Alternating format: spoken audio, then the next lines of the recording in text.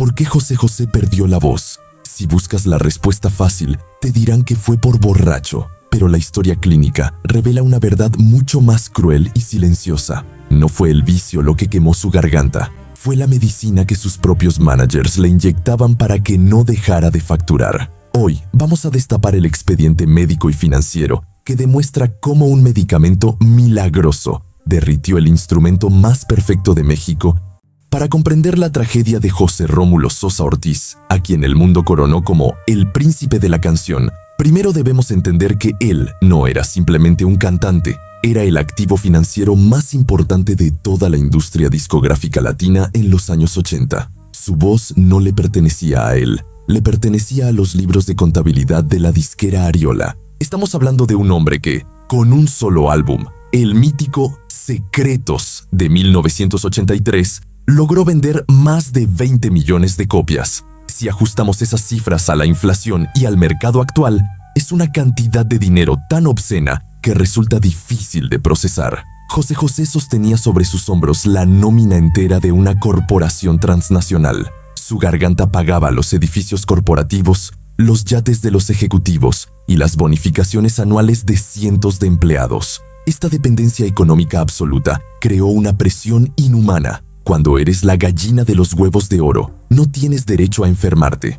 No existe la baja médica, no existen las vacaciones y ciertamente no existe el silencio. La orden desde las oficinas centrales era clara y brutal. José tiene que cantar. No importaba si estaba cansado, deprimido o enfermo. Si José José paraba, el flujo de efectivo de Ariola se detenía. Esta dinámica perversa eliminó cualquier posibilidad de que el cantante pudiera darle a sus cuerdas vocales el descanso fisiológico que cualquier atleta de alto rendimiento necesita. Lo trataron como a una máquina inagotable, sin saber que los engranajes internos ya estaban empezando a romperse desde mucho antes de llegar a la cima.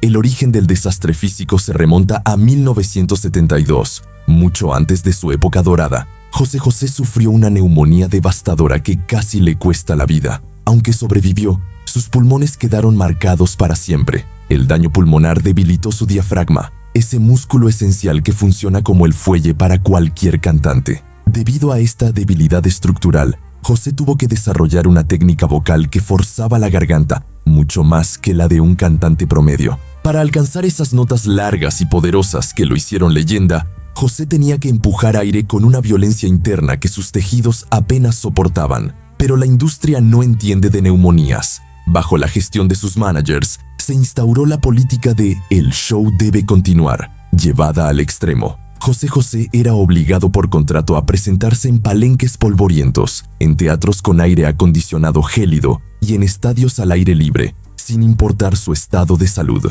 Hubo noches en las que subió al escenario con 40 grados de fiebre. Hubo giras enteras que hizo con infecciones de garganta purulentas, con gripes mal curadas y con bronquitis activa. Cantar en esas condiciones es un suicidio vocal. Las cuerdas vocales, que son dos pliegues musculosos y mucosos delicados, se inflaman y rozan violentamente cuando están enfermas. Cada concierto dado en esas condiciones era como pasar una lija gruesa por el instrumento más fino del mundo. Pero cancelar no era una opción. Cancelar significaba perder cientos de miles de dólares y enfrentar demandas millonarias por incumplimiento de contrato. Así que José cantaba y para poder cantar recurrieron a una magia médica que terminaría siendo su maldición. Aquí entramos en el punto de inflexión, el error médico específico que quemó la garganta de diamante. Ante la necesidad urgente de desinflamar las cuerdas vocales para que José pudiera dar el concierto de la noche, los médicos de la disquera y del entorno del artista comenzaron a utilizar un recurso de emergencia como si fuera un tratamiento diario. La betametasona, la cortisona o los corticosteroides son antiinflamatorios potentes. Si tienes las cuerdas vocales hinchadas y rojas, una inyección de cortisona es casi milagrosa. En cuestión de minutos o pocas horas, la inflamación desaparece, el dolor se va y la voz regresa clara y cristalina. Parece magia. José José descubrió que con un piquete podía salvar la noche y cumplir con el público. El problema es el uso sistemático. La cortisona no cura la lesión, solo oculta el síntoma. Pero lo más grave es el efecto secundario a largo plazo sobre el tejido mucoso. El abuso de inyecciones de cortisona provoca una atrofia tisular, adelgaza la mucosa que recubre las cuerdas vocales y, con el tiempo, provoca un fenómeno conocido como cristalización o fibrosis. Las cuerdas vocales de José José, que debían ser flexibles y elásticas para vibrar y producir sonido, se fueron volviendo rígidas, duras y delgadas. Se convirtieron en cicatrices, perdieron su capacidad de ondular. El error médico no fue usar cortisona una vez, fue usarla cientos de veces durante años, creando un daño irreversible. José José estaba literalmente matando su voz para poder usarla una noche más.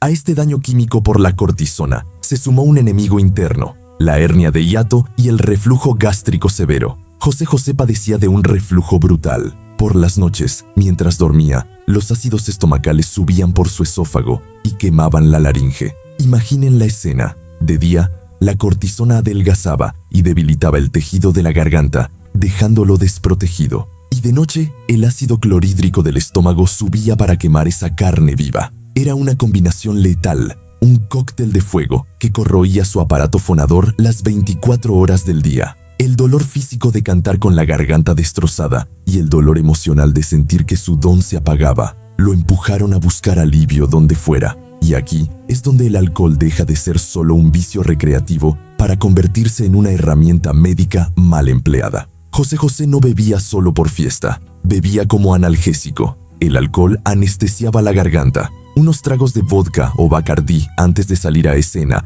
adormecían el dolor de las cuerdas vocales inflamadas y le permitían ignorar las señales de alarma de su cuerpo. Además, el alcohol servía para anestesiar la ansiedad y la depresión de saberse explotado. Se creó un círculo vicioso perfecto. Cantaba enfermo, se inyectaba cortisona para poder hacerlo, bebía para no sentir el dolor, y el alcohol aumentaba el reflujo gástrico que quemaba aún más la garganta. Era una espiral de autodestrucción financiada por el éxito. Mientras José José perdía la salud, también perdía la fortuna. Durante su época de mayor gloria en los 80, la administración de sus finanzas estaba en manos de su cuñado y manager, Manolo Noreña, y de su esposa, Anel Noreña. José confiaba ciegamente en ellos. Él se dedicaba a cantar y a firmar cheques en blanco, creyendo que su futuro estaba asegurado. Pero la realidad financiera era un desastre. A pesar de los récords de ventas y de las giras agotadas, las cuentas de José José nunca reflejaban la magnitud de su éxito. Hubo un desfalco sistemático. Se habla de malas inversiones, gastos excesivos no autorizados y desvío de fondos. Cuando José José finalmente quiso auditar su propia vida, se dio cuenta de que el dinero de secretos se había evaporado. Trabajaba como un esclavo, generaba como un rey, pero vivía al día, con deudas y problemas de liquidez que lo obligaban a seguir cantando, perpetuando el daño en su voz. Para colmo de males, las consecuencias neurológicas y físicas empezaron a afectar su oído. José José poseía un oído absoluto, una capacidad innata para afinar sin referencia, pero con el deterioro de su salud, perdió esa facultad. Empezó a tener problemas para escucharse a sí mismo en el escenario, para encontrar el tono. Esto generó una ansiedad escénica brutal. Al no escucharse bien, forzaba aún más la garganta, gritando en lugar de cantar, acelerando el desgaste. Y así fue como una voz única se apagó y quedó siendo un recuerdo en la memoria colectiva de quienes lo escucharon cantar.